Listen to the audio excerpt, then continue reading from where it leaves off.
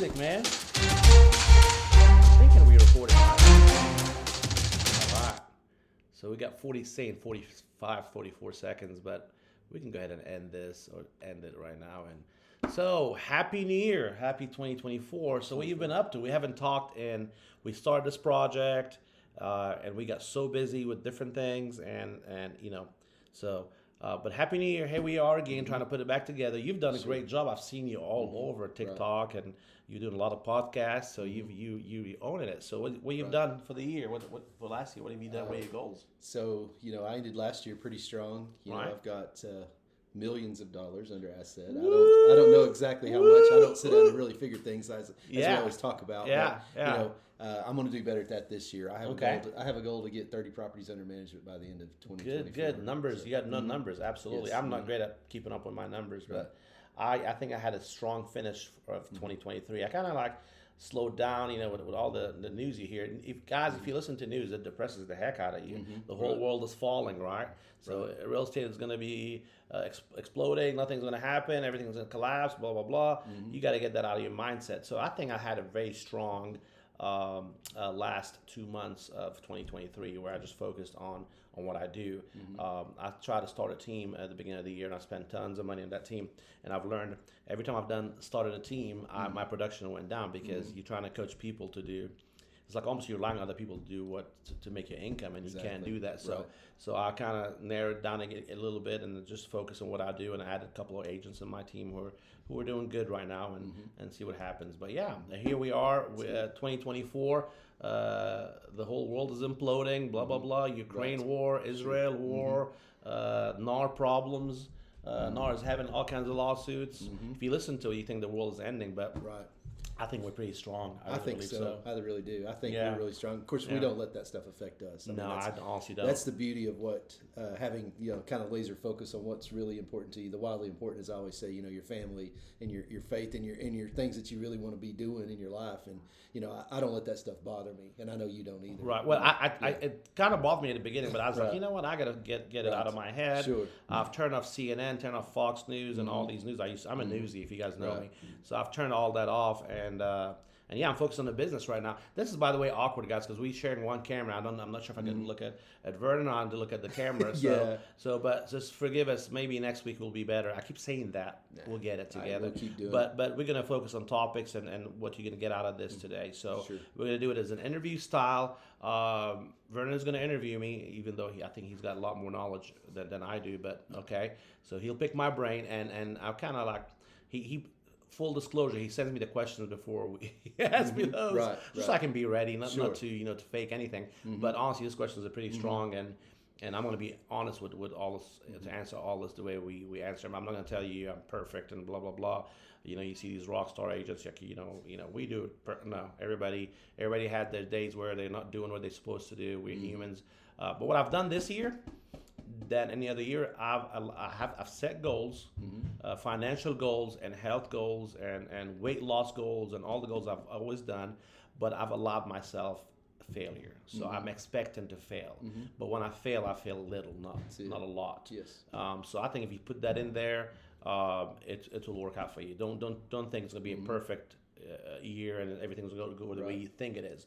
Expect bumps, and I think if you set the expectations early, heck, I've already failed twice this year, but I failed very little in my health. So but anyways, with that said, go ahead and lead the way. Yeah. So basically today we're going to talk a little bit about client experience, client retention. Again, I think you're really good at some of the things like making an impact. One day I'm driving down I-40 one day, and I didn't know Mark Musa. I didn't know Musa Marketing and that sort of thing. I didn't know anything about you, but I was driving down the road one day and I saw this billboard, and it was so epic because every time I see billboards or I see agent advertising, you see the what do they call that, glamour shots? You see the one who has like a 90s photo or whatever, or you'll see like the dude standing there in front of his Ferrari or whatever. What I thought was great about it is that it just stuck out to me, and before I ever met you, I knew you. Yeah. And so tell us a little bit more about that epic billboard and kind of what happened with that. Epic billboard, man. Yes. So anyway, so I've always that spot that you saw there, it's I've always wanted it, and it was taking forever for years, and I would call the guy and say, "There's a contract up." So finally we got it, and I thought I signed a 5-year deal there. Apparently, I signed a 3-year lease. But anyways, and what I see always is the same billboards at every agent. How are you going to be different, right? How are you going to put you're going to have your personality in there? So you always see the suit and tie, and I've done it. I've done the suit and tie, and blah blah blah. But how do people remember it? It's got 7 seconds. And by the way, that spot there had 60,000 cars drive by it every day. So how do you remember it? So after a few, trial and errors, I say, you know what? I'm going to make something funny because I like to be funny. I love fun. People that know me, they know that I'm serious, but I'm also have a funny part inside of me. So I just went online and started looking something funny and silly I can do. By the way, I don't do the split. A lot of people call me and say, I'm like, no. That was so photoshopped. I did such a great job photoshopping it. And believe it or not, so my contract ended last year, and I thought I had 2 more years. And I wanted to renew, but obviously you wanted more money. So I'm like, you know what?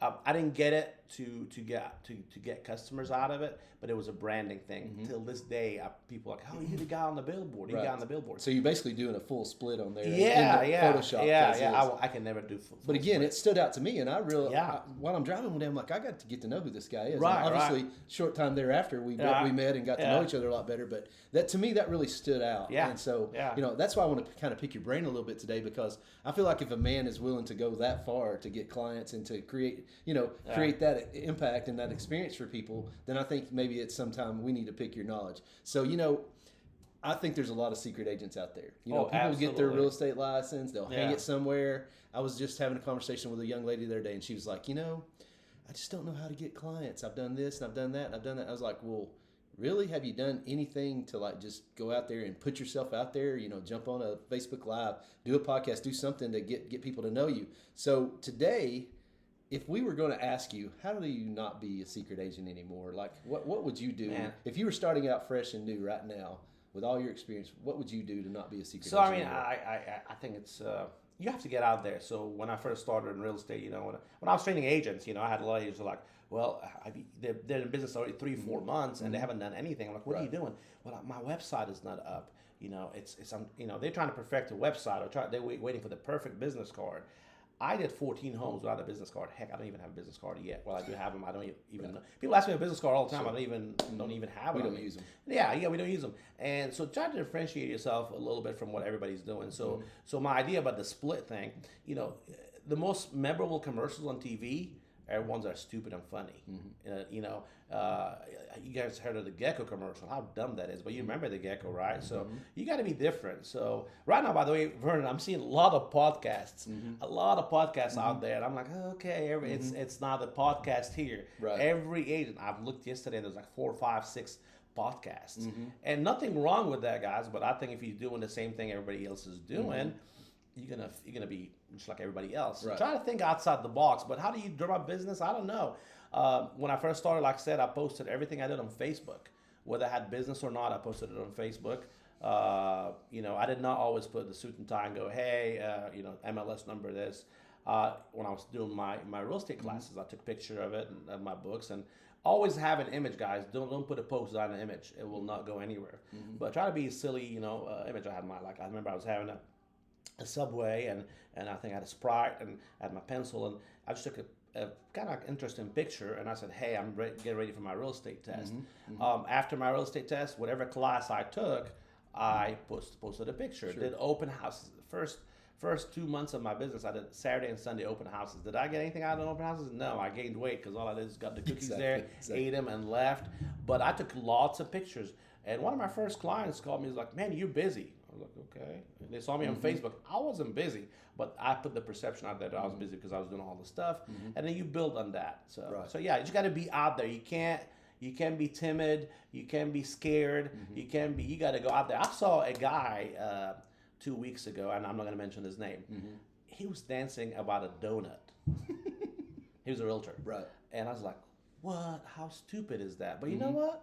He got my attention. Exactly. He got my attention. He didn't put that stupid, suit and tie. And he's real. People like real people. So, absolutely. Yeah. So if we shift it from being out in the public, you're a guy who I know where you sit, and no, we shouldn't tell people where you cold call, but I know you do. You go sit down and you literally plan it out. Right. So what are your key points for making a good first impression over the phone? doing a cold call and you don't know these people. People are so afraid of the phone. Yeah, So yeah. Why are they so afraid of the phone? And people are afraid of rejection. I mean, heck, I'm afraid of. I have stage fright. I'm afraid of public speaking. I took public speaking at EUT, and I used to speak. And I find out, by the way, if I know the topic, I'm not nervous. I spoke in front of 200 people, and I wasn't nervous. And I spoke in front of 9 people, and I was nervous. Right. If you know the topic, I'm not nervous. But yeah, I think. I mean, just putting yourself out there and don't be scared for rejection. I tell people it's going to take you 15 no's to get 1 yes. By the way, January 2nd, I got my first FU.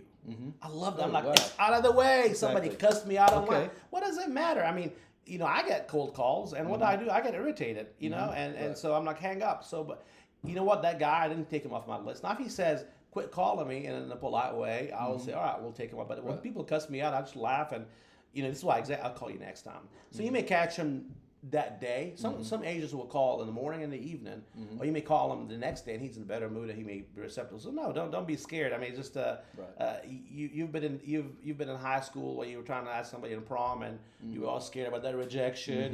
With me, by the way, I had 3 dates out to my prom in high school, not because I was the best looking guy. But do you want to go to prom? Do you want to go to prom? I kid you not, I had 5 said yes, and I was like, whoa. Because I asked so many, right? Sure. It's a numbers game, man. Go for it. Don't you're behind that phone, and by the way, so I talk fast. Okay. I have very high energy, so I don't resonate with everybody I call. We're in East Tennessee. A lot of people are laid back over here. I cannot tell you how many people have hired me. They said, man, we didn't understand a word he said, but I love that energy. People just want to hang up the phone on me. I'm like, buddy, you're a salesperson. Well, that's my energy. It is what it is. You're not going to be fit for everybody. Sure. But the key is you have to make your calls. That's it. So how do you make a good impression the first time you get on the phone? Once you get past the initial, rapport, the little building of the rapport thing, how do you make a good impression on those folks? Well, first of all, make them trust you. Well, I'm very honest. I am not. I don't have commission breath. Sure. I'm very, very honest. It doesn't work out. The next one is gonna work out. I think it's super hard to make an impression on the phone. When you're on the phone, the guards are up, man.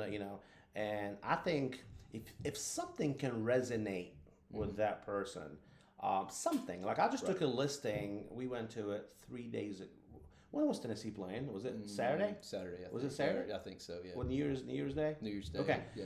So New Year's Day, I didn't know. I was just making calls. I'm so focused on my business, and I'm a big college football geek. I did not watch any football, and I'm calling, and this lady's like, "Honey, we watching Tennessee play," and the noise is there, and I'm like.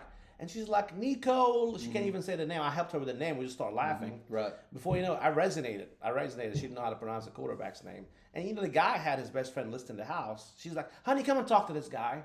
Before you know it, so it's hard to break that wall down. If something resonates, you hear a dog in the background. Oh, you have dogs out there. You have kids. You got to resonate. But once you get in front of them in the house, that's when the walls are down. But that's super hard. So that was my next question for you. Is like, when are we? When you go into the face-to-face sit down. Right. I mean, I know you prep for that. Right. I know you have things prepared for that. But what does that look like on when you're listing appointments? How do you make the first good impression? People who want to work, they know they're going to work with us within the first few minutes they meet us. I'm going to tell you my sorry guys. Yeah. I'm going to tell you my secrets, and I hate to share but you can go against me. That's fine. I'll crush you. It's don't sell your secret sauce. No, it is. Yeah. I mean, I've told that to everybody. Sure. I mean, the first thing I do is when I go to a home. First of all, my first listing appointment I went to, I did what I was told. Get the comms, get these folders, and all the stuff. And I did that. And it's good to be prepared, but that was not my style. Because when I went there, I was mumbling and fumbling all over the place. I didn't show any confidence. I completely screwed it up. So now what I do, and not everybody can do it that way. Some people are if you're a former teacher or, you're a detailed person, that works for you. I'm detailed, but it's all in here. So typically when I go on a listing appointment, I've looked at numbers, everything is here. I literally just go in my backpack and my laptop. And the first thing I go in there is, hey, I'm Mark. How you doing?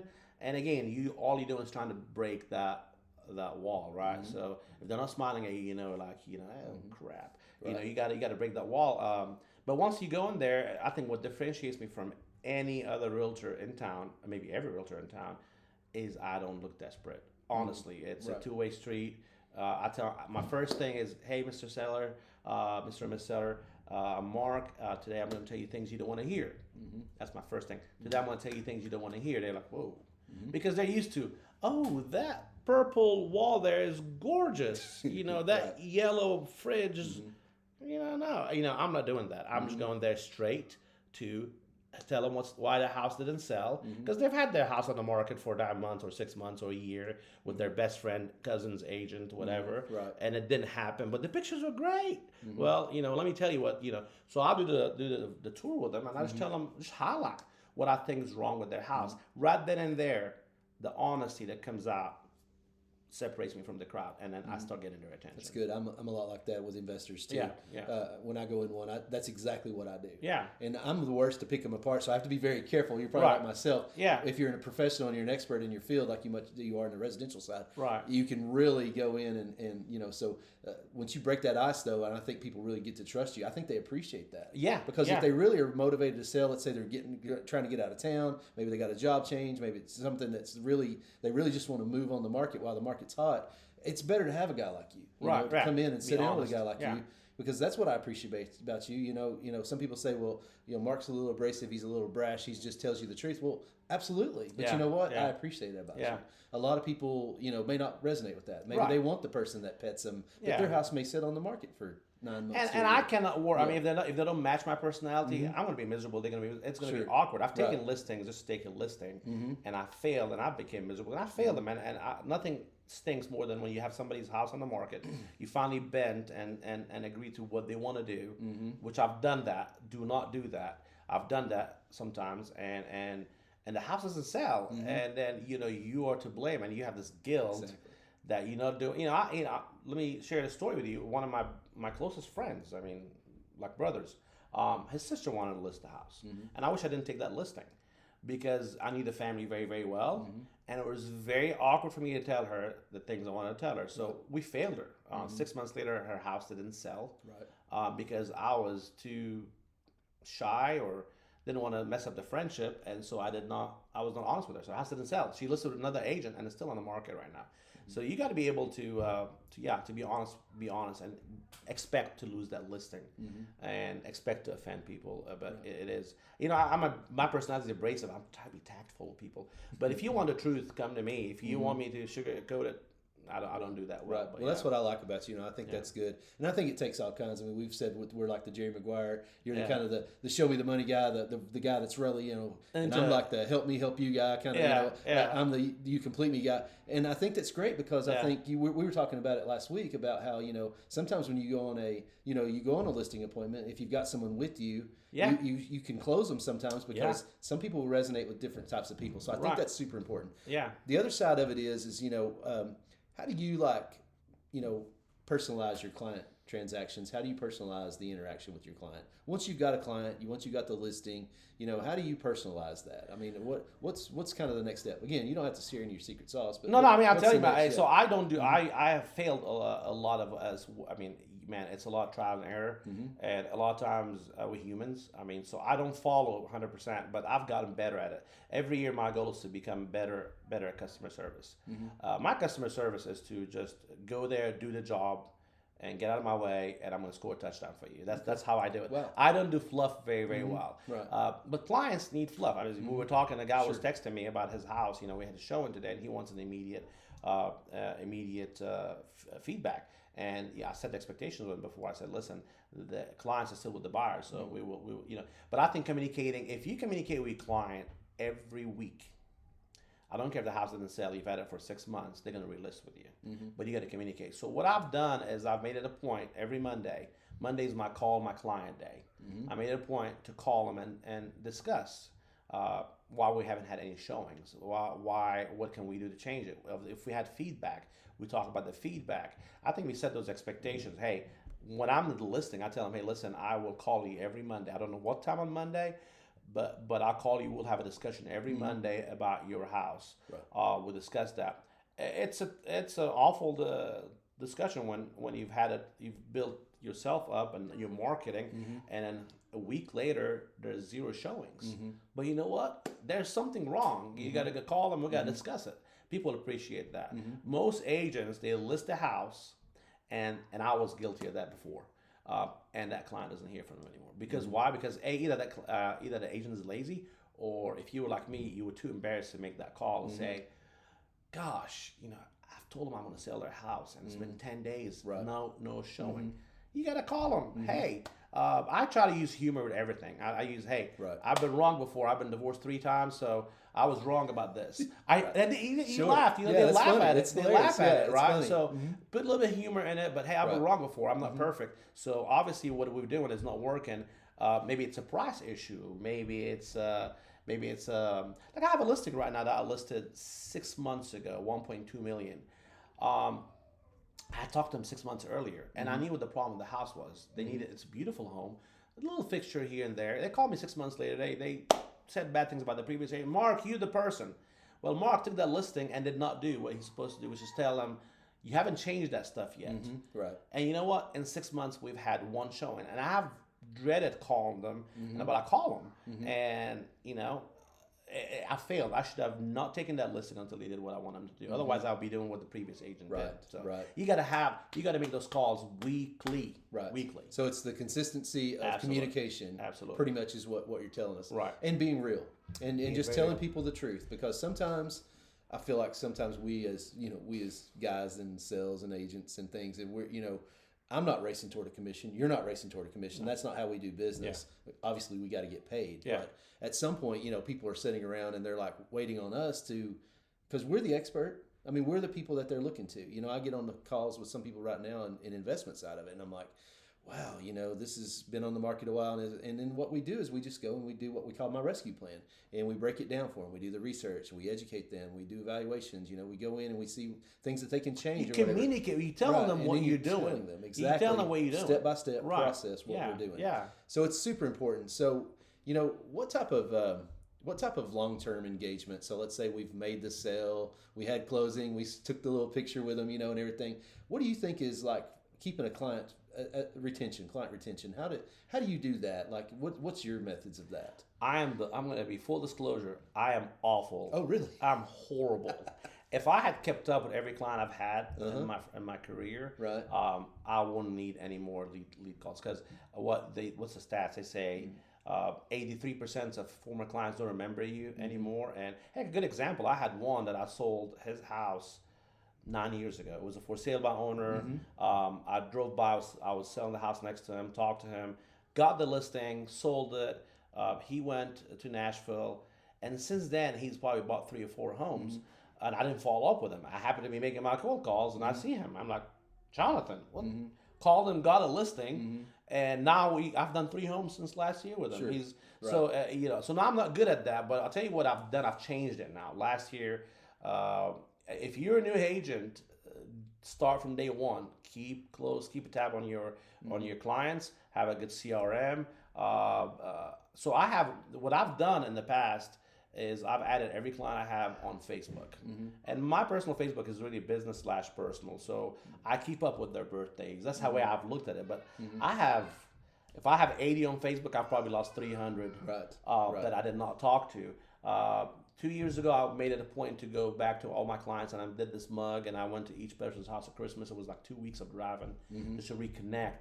But I think if you what I'm doing now is good, which is the CRM. I've also started a newsletter, which I'm trying to keep up with that. I get that every Monday, by the way. Yes, and it was controversial the first few weeks. I have, so guys, if you've watched my newsletter, it's called 5 Scope. My background is journalism, and I am a newsy, and I don't watch mainstream media. I think mainstream media is all lies and all corporate America, and everybody has their, one news will tell you this, one news will tell you that. So when I was in journalism school, they talked about something called backpack journalists. We're going off a little bit script, but just let you know, backpack journalists, these are people not sponsored by corporations or PACs. These are guys like you and me who are journalists, graduated from journalism school. They go to an area and talk about it, and they get donations. So anyway, so I made a mistake the first few weeks of my newsletter. I talked about the market, which is what my newsletter is about. It's about the market, the local market, the real estate market, the business, and just localized. But I also talked about the award that's ongoing that's bothering me, which I went from 6,000 some people in there. I think 300 unfollowed me like right away. Right, well, I appreciate the honesty of the one that Sure. says you made it politics, but also I got cussed out, and I love when I get cussed out. I'm like, I'm getting attention. But what I've done now is I've changed that because it's confusing because it's a newsletter for business, and it was like part of it was business, part of it was politics. So now it's completely about business. I'm starting a podcast.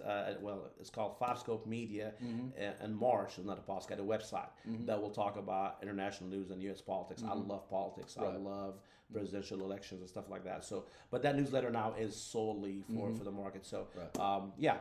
Right. So, I mean, controversy can sell. Everyone, Right. they say that controversy can sell people. Yeah. And, it's hard sometimes because, I mean, if you're of a different faith or from a different area in your life, but you still have opinions. Yeah. And people who get to know us really well know that we have very strong opinions. Both of us really have strong opinions of politics, religion, and that sort of thing. So I was sitting the other day with someone, and we were talking about conspiracy theories, and we were going really deep dive on some things we both agreed on. Yeah. But I would have never had that conversation with somebody just straight off the street. Yeah, so, the controversy can create the buzz and everything. So I'm not opposed to that. As a matter of fact, the other day I'm about to give a speech, and I told my friend that I was talking to, I was like, I'm about to go up there and just drop something when I first walk on the stage, just drop something to get everybody's attention. And he was like, well, man, maybe you should back it up a little bit. And I thought, well, yeah, maybe so. Be tactful a little bit. Be tactful a little bit. But, so that's, that is a great way to get, once you get to know people, obviously, and build a rapport, then I think those things are fine. But it can draw people in. But it can also divide us, Yeah, I mean, I think I've always said stay away from politics. Say anything controversial. I've had social media classes where I led the class, and I said stay away from social media. But one thing I cannot stand is when I see kids being hurt. So kids being hurt. I don't care what color, what race, what nationality, and I see what the media is doing, and it brings.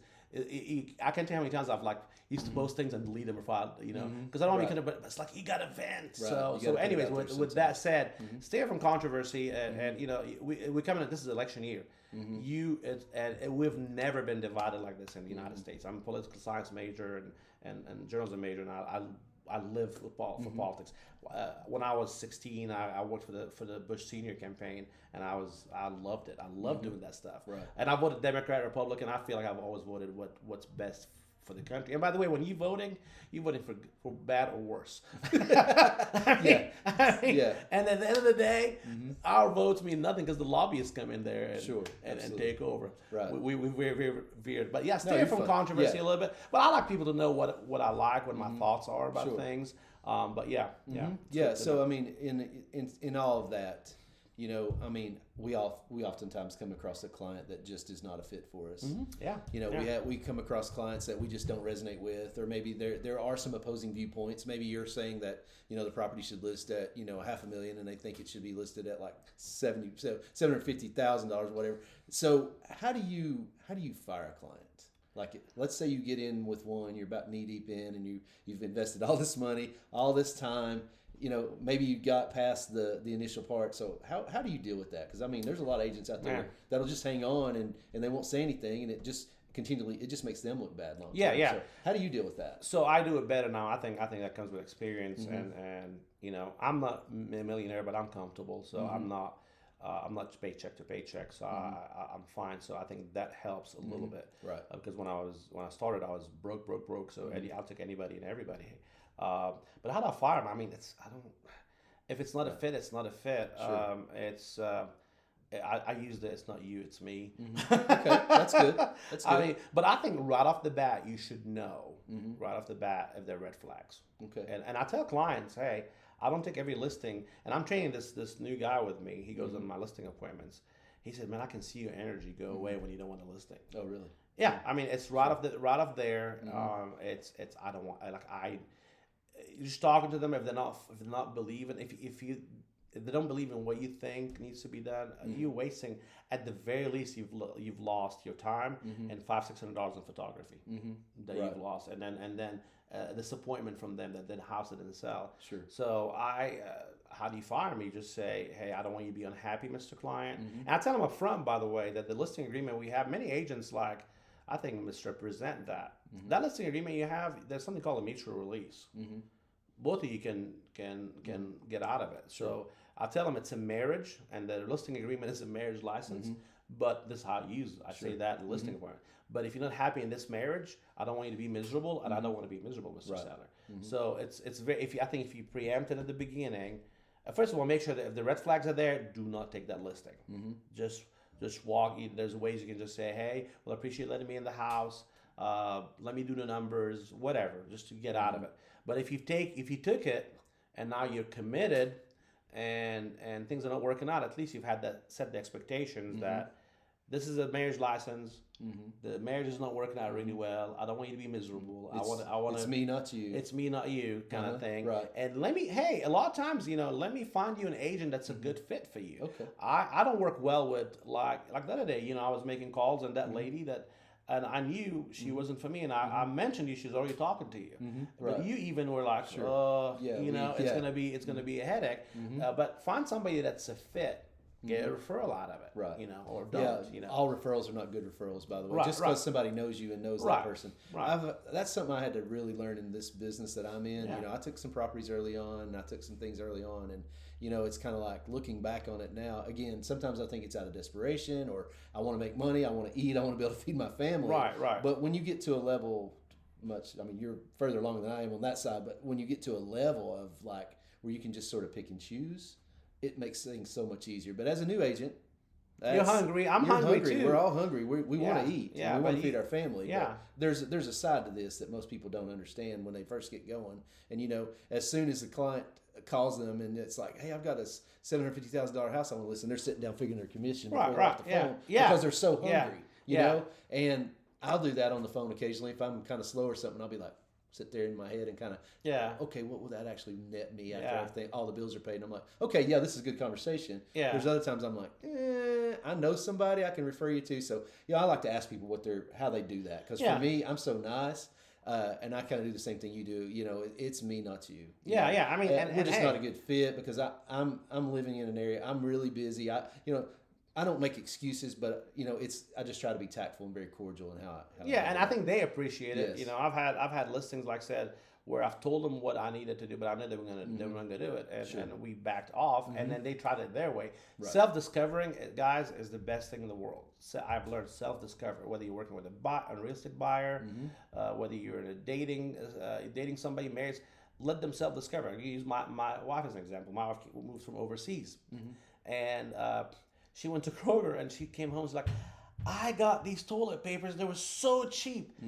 And I knew what she bought. They were like crappy toilet papers, right? They were like one of those little. And she was excited. If I had told my wife those are horrible, she would have got mad at me. Right. But I let her self-discover. And it's like, what is this? I'm like, I wanted to tell. So let people self-discover. I had a buyer when I was working with buyers. That's the secret sauce today. Self-discover. Let them sell it because you don't want to be the bad guy. I had a buyer. They wanted this. This is 2014. This, and this, and a lot of it was first-time buyers, and they wanted to be in Farragut. Well, I knew the house that they wanted. I listed that house, but it was in North Knoxville. It was everything they wanted. It was in North Knoxville, $20,000 less. I didn't tell them about it because if I told them about it right then and there, he is a salesperson. He's trying to sell his listing, and there's stuff out there. I kept showing them houses in that price point in the Farragut area, and each house was worse than the other because it's all beat up. By the 6th, 7th house, their face was depressed as heck. Right. I said, guys, I have the house for you, but it's not in West Knoxville. Really? Yeah. Right.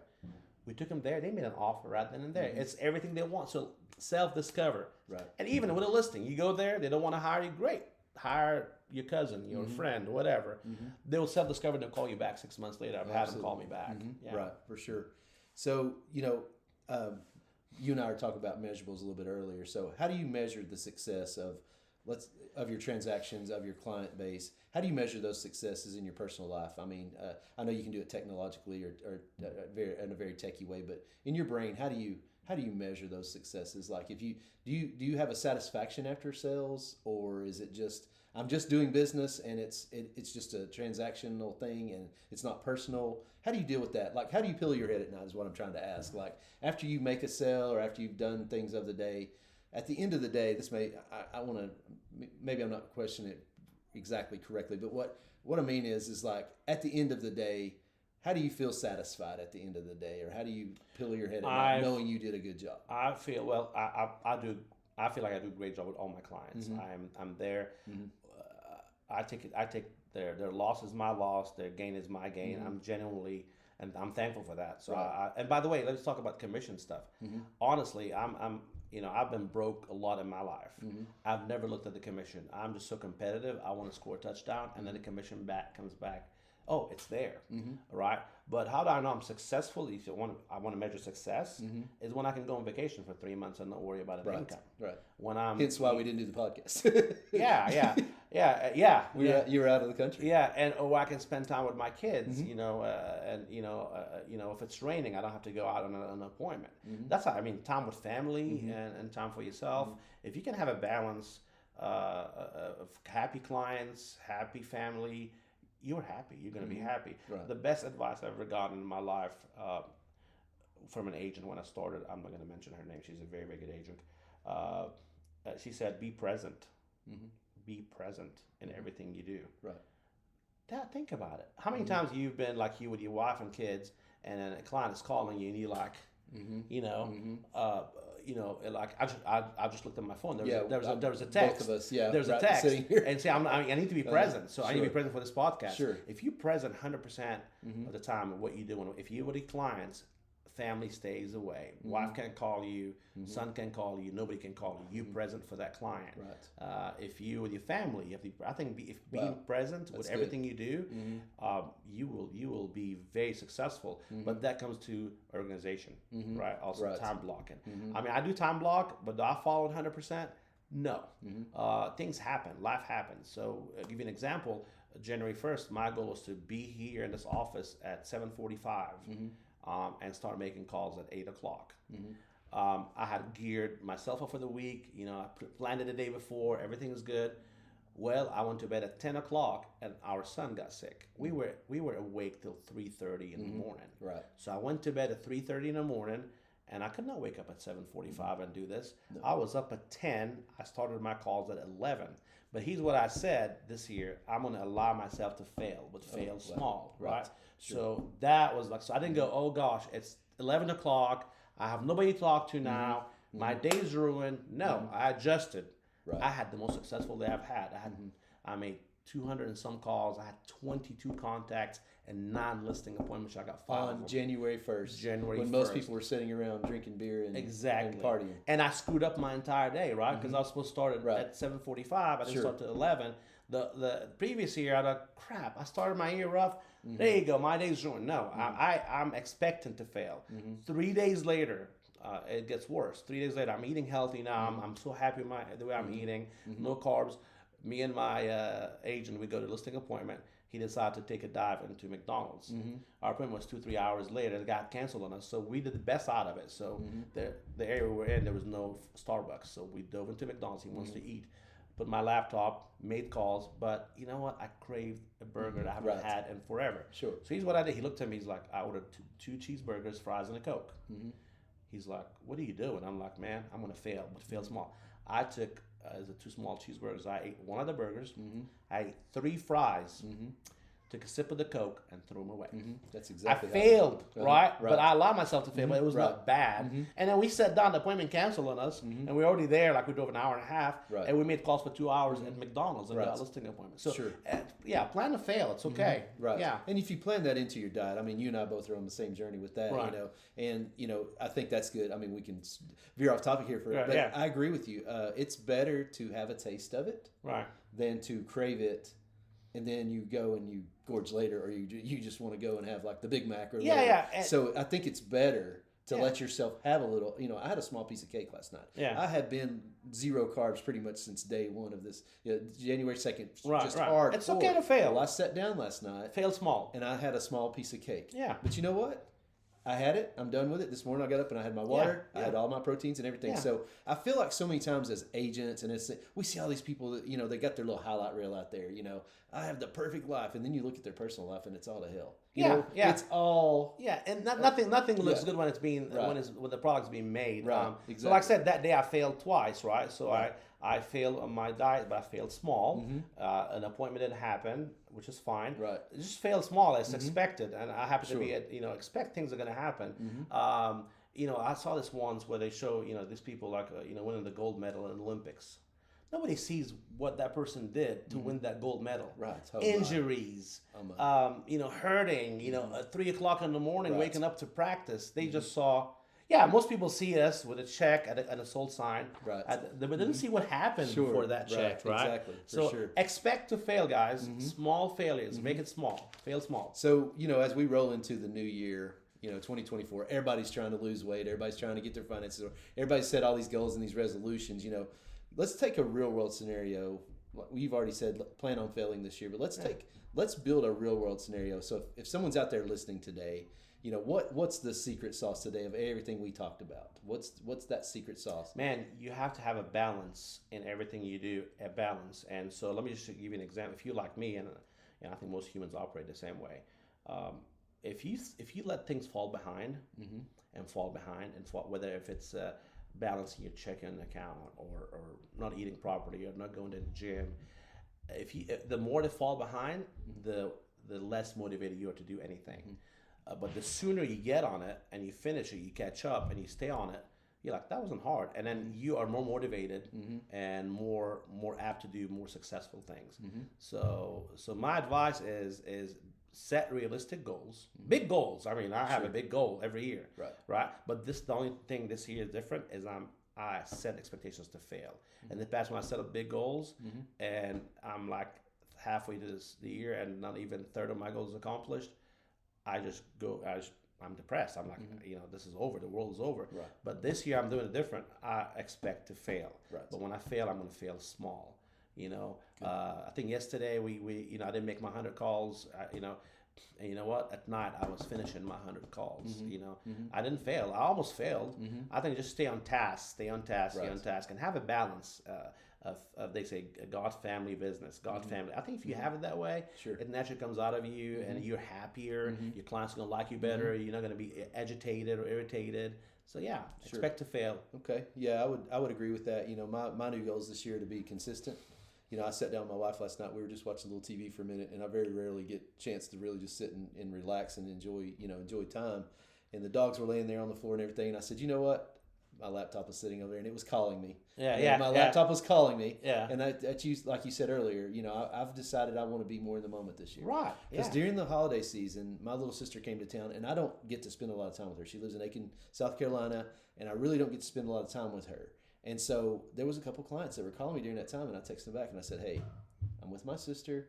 I'll help you after the first of the year. And you know what? They weren't mad. They weren't upset. They were upset because when I explained to them what I was doing, they were like, okay, well, let's talk the second. Yeah. And guess what?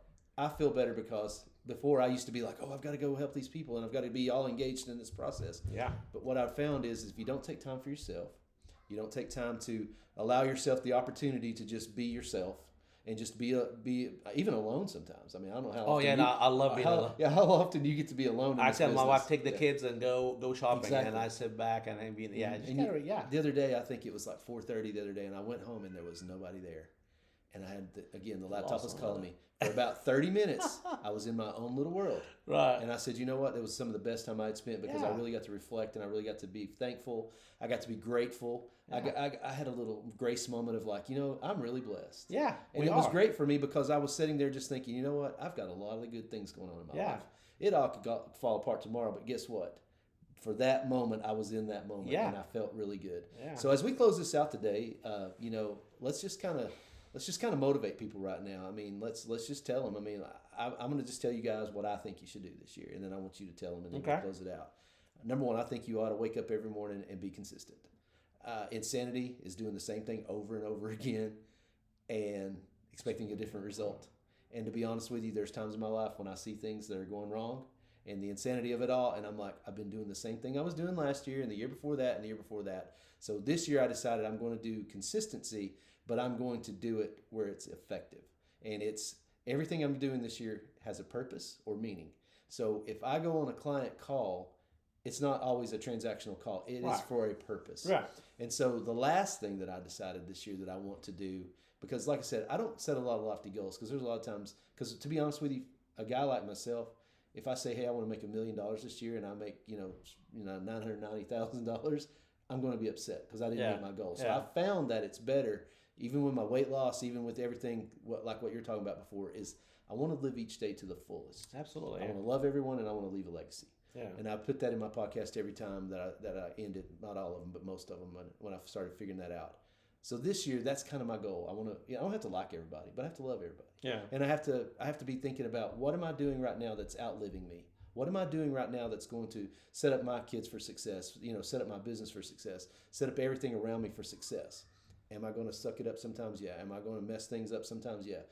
Am I going to fail sometimes? Absolutely. Am I going to miss the mark sometimes? Absolutely. But what I found this year was I really got to focus on the wildly important, be in the moment, be consistent, leave that legacy, do everything with such intention that people around me will get a hold of that. Right. And they will see the vision that I have for my life, and then I think that will project into their lives. So as you're ending your year, or you're beginning this year, ending last year, what's your advice? Well, first of all, I want to say kudos to you. Mm-hmm. You have been very impressive with your podcast, mm-hmm. and I want to congratulate you on that. Thank you. I've slacked off of that. I've focused more on the transactional side, mm-hmm. but you building a good relationship. I hear that from a lot of people, mm-hmm. How genuine you are. So keep building those relationships, keep doing what you're doing, mm-hmm. and I think you're going to see. I think.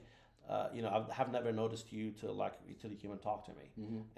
and wow, people mm-hmm. notice you now. Mm-hmm. Right. When I see a podcast and stuff like that, I'm like, well, he's got 1 or 2 views, and now I'm seeing you got a following. So mm-hmm. keep at it. Mm-hmm. So my advice to everybody, I don't like the word motivation anymore because mm-hmm. I can look at what I got. I've been motivated to heck. Mm-hmm. Absolutely, yeah, absolutely. But it's how bad do you want it? I think you got to know what your why is. Mm-hmm. And I've struggled with what my why is. Obviously, I love my kids and my wife and my family, mm-hmm. but what's your why? You got to really really figure out your why. Mm-hmm. My why is I want to have I don't look at money anymore. I look at the quality of life. Mm-hmm. I'm 51. I may live to 90. I may live to 100. I feel like mm-hmm. Life is, you never know. So quality of life is a big thing to me. That's why I think if you focus on getting the right people, surround yourself with the right people. Mm-hmm. I've surrounded myself with a lot of the wrong people. Mm-hmm. Not that they're bad people, but they're not my mindset, mm-hmm. right? They don't have my goals, and people around you will make you drift away from your goals or go with your goals. So try to surround yourself with good people, like Vernon. Mm-hmm. He says he completes me. He used that movie, but yeah, I mean, we complete each other because there's a lot of things I've learned from him, to be more patient with people because I'm very, very impatient mm-hmm. and I'm not tactful. So you gotta learn that. So I learned that from him. But surrounding yourself with people who make you better, mm-hmm. Who bring the worst out in you, and that goes to your firm that you work for. That goes with your spouse, with your friends, with your clients. Mm-hmm. I don't want clients that are gonna bring the worst out of me. I want clients that sometimes you can't help it. You're working with an agent on the other side that brings out the worst in you. That mm-hmm. you can't help that. Right. But yeah. So my advice to you is surround yourself with people that you looking to be like, or you emulating to be like. Mm-hmm. Don't downgrade. Don't settle. Right. I don't know if that sounds arrogant. But, no, it doesn't. But yeah, you're the average of the 5 people around you. Like I said, I love my family, love my sisters, love my brother, mm-hmm. but their mindset's completely from my mindset. So I've learned to not talk to them anymore, but my engagement with them on a day-to-day basis is lessened this last mm-hmm. month mm-hmm. because their mindset, they live in a different culture, mm-hmm. They think differently from what I think, and just sitting listen to them, I'm like, oh, I'm just no. Mm-hmm. So so family is great, but if somebody is bringing your mojo down or your goals down, you don't feel like they're helping, just try to add more value to your life, know. So that's why quality of life is big for me this mm-hmm. year. Not the money. Is if this client is going to make me happy and make me feel good with working with them, I'm going to work with them. If not, have a good day. Right. Yeah. And, we've all said this podcast is not about selling anybody anything. It's not about any of that. This is truly about trying to figure out how to help people. And so that's kind of our give back with this. Right.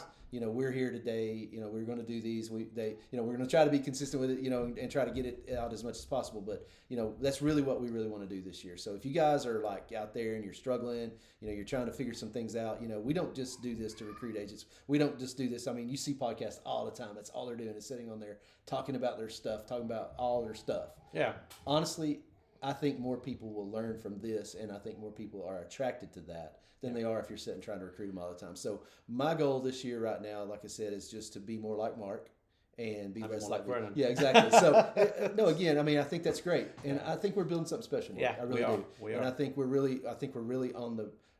I don't know what that word. I think we're right on the line of just being able to go into some more greatness and level up another level. Yeah. So if we can encourage you guys this year, stop being a secret agent. Stop sitting around and feeling sorry for yourself. We fail. We both are pretty successful guys. I still failed. And we failed. I failed this morning on the way here. I was about 2 or 3 minutes late. I like to be early. Yeah. I was a few minutes late when I got here, and it wasn't anything. Martin didn't mention anything, but I knew when I walked in the door, hey, I'm a few seconds late, a few minutes late. But you know what? That's all a part of it, guys. Just be yourself, be genuine, be real, and just, be out there doing something, do something special. And let me just say this: we're going to be doing this, and that's Vernon's idea. Starting, I think, is it next Thursday? Mm-hmm. We're going to start doing a training, Mm-hmm. 11, Yes. 11 to 12, is it? Mm-hmm. 11, 12. So join this training. This is not a recruiting thing. I love teaching people who want to learn, and Vernon loves to help people and teach. So it's not only going to be me and him. It's going to be every week. We're going to have somebody else different. We're going to try to get a good person that does maybe good open houses or does good CRMs, whatever. We're going to try to build value in our classes. Sure. So with that said, Happy New Year. Happy New Year. And we're going to end this. I don't know how we're going to do it yet, but let's see. We're going to just hit the pause button. Yeah, how about that? Let's end. Guys, we're not tech savvy right now, so excuse us. End recording.